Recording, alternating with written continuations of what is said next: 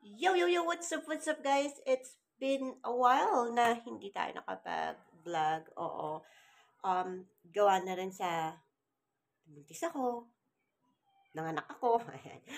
Tsaka medyo busy sa mga homeworks ng mga anak.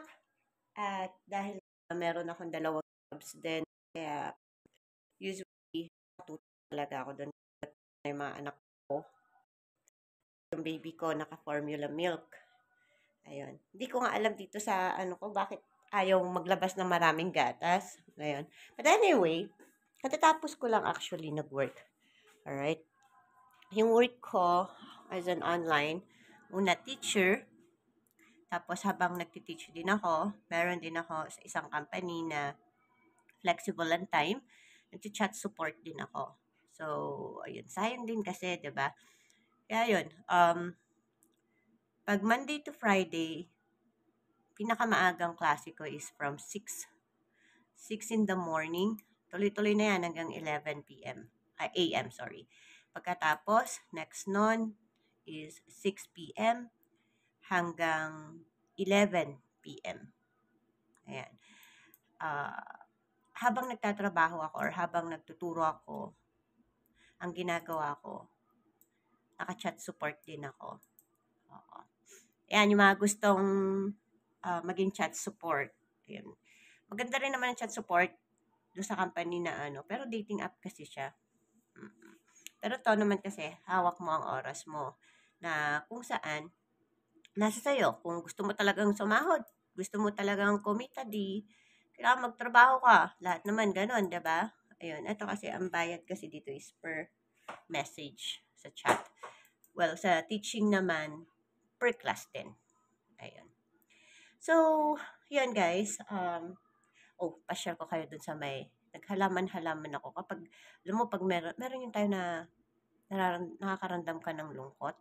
Ayun. So, instead magmukmuk ka, gumawa ka ng bagay na siguro magda-divert ng kalungkutan mo or ng mga pag masyadong occupied ka, 'di ba?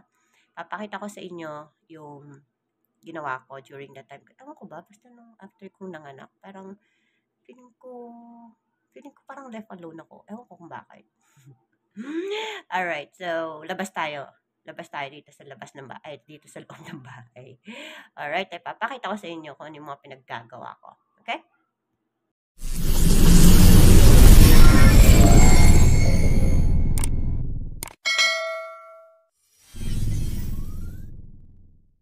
So, ito yung mga pinaggagawa ko, guys.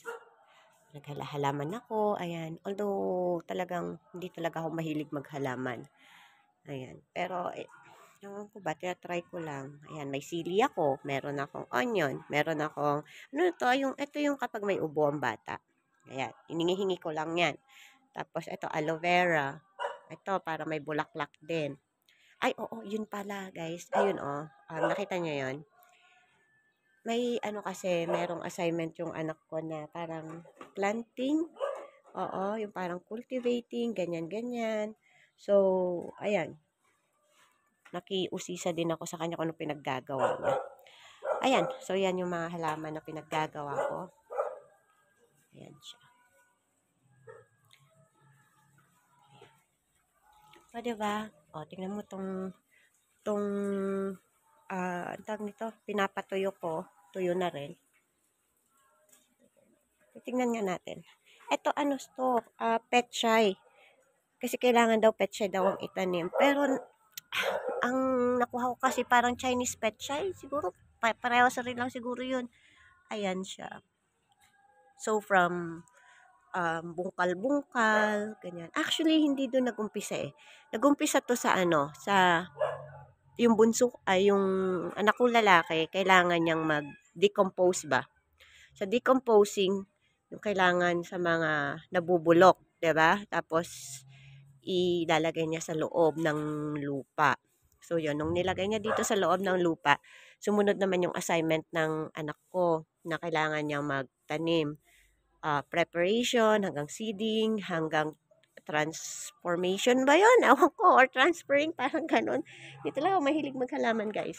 Ngayon, pagpasensya nyo na yung mga term ko. Ayan. Tapos, ayan. So, yan na yung seeding na tinatawag nila. Ayon sa research ko, Ayan. So, everyday pinipicturan ko din yan.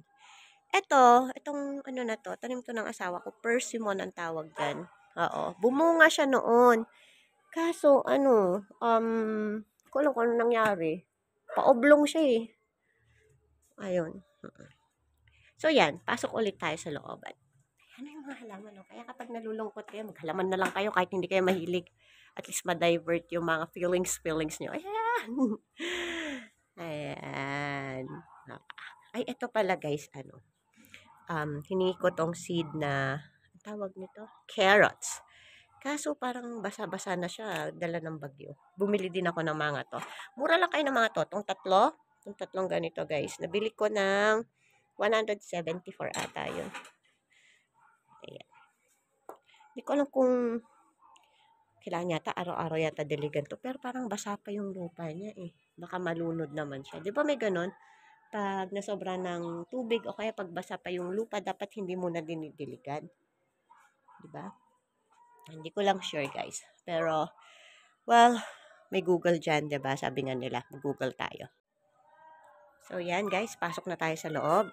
So, dahil sa sobrang busy ako, honestly guys, hindi ako pa nakapaglinis. Although naglilinis naman ako ng bahay.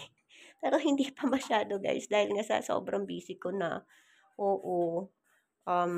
Imagine yung pasok ko. Papakita ko sa inyo yung schedule ko guys ha. Nag-shutdown na yung ano. Ito kasi kanina yung ginagawa ko guys. On natin yan. Tapos ito yung sa akin chat support. Ayan. So, imagine yung schedule ko. Ayan, oh. O, diba? Pati Saturday yan, guys. Yung Saturday kasi sayang din pag hindi naman ako kumuha ng mga schedule ko, diba? Ayun. Tapos kapag may free time ako, lumalabas naman kami ng mga anak ko. Tingnan nyo to. Ang dami ko pang mga hugasin. Diba, napak-transparent ko talaga. Ang dami ko pang mga hugasin. Ayan, pero usually, yung asawa ko naman naghuhugas na. Lalo na pag pagod na pagod ako. Tapos titignan ko naman yung baby ko. Ito naman yung kabilang likod, guys. Dito. School kasi yun nandito sa ano namin. Dito, ayan. Yung classroom ng anak ko dyan. Na taon lang siguro. Pero although, kapag halimbawa tinatawag ko mula dito, hindi niya ako maririnig. Ito guys, may nakikita kayong maleta, di ba? Nakalaki maleta. Actually, yun naman ito mga damit. Oo. Yan. Kung gusto niyo ng mga damit, punta kayo dito. Joke lang. Ayan. So, may mga damit yan. Mga hindi na nagagamit na pwedeng ipahingi. Tingnan nyo guys. Alam nyo ba yung curtain ko dito dati is green. Oo. Pero dahil nga sa Pasko at may nakita ako sa TikTok na nagsisale parang 99 pesos yung half nito. Ayan yung ito. So, kumuha ko ng apat niyan kasi para din dito. Ayan. Tapos, dalawa nito. Ayan. So, magkano lahat na gastos ko dyan? Parang, sabi mo na 600. 500 plus siya.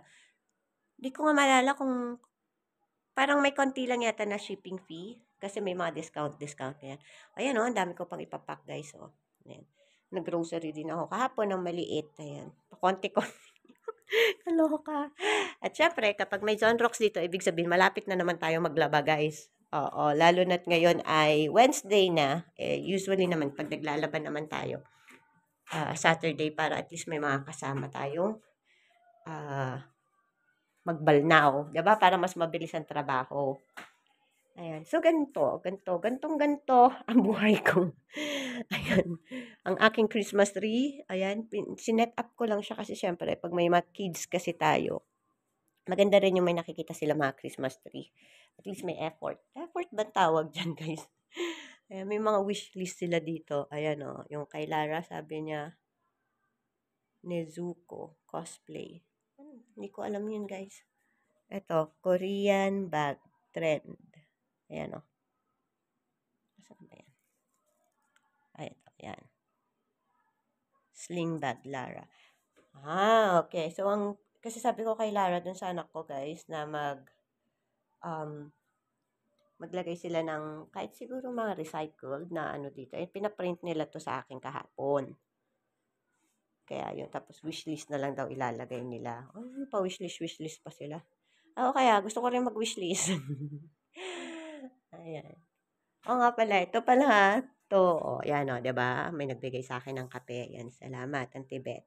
Ayan, may pangalan pa kami, oh. At eto, tinanggal ko kasi yung cover nito, guys. May cover 'to na black. Kasi yung black na cover na nabili ko sa TikTok, para naman siyang garbage bag. Pero ginamit ko muna for the meantime. Tapos yun, napunit-punit.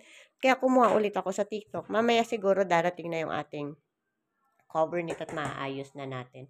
Dami nating aayusin, guys. Tapos, ito ang tubig naman. Ay, mga pangkabuhayang negosyo eh, no? Itong tubig, bili ko kasi dito 20 pesos, yung isang ganito. So, binibenta ko siya ng 25 pesos. So, parang may 5 pesos ako sa bawat isang tubig. Pero kapag bibili sila sa store ng ganito, 30 pesos to 35 pesos ang isa. Yung ganito. Ayan. So, dahil nga yung binibenta ko lang naman dito, yung mga lang, yung mga nagre-rent. Kaya mabilis. Ay, ganun lang. Mababa lang. Para mabilis din maubos. Oo, syempre, para sa akin sila bumili, hindi na bumibili sa store, di ba? Ayun. Ayun, so, ganun na nga, guys.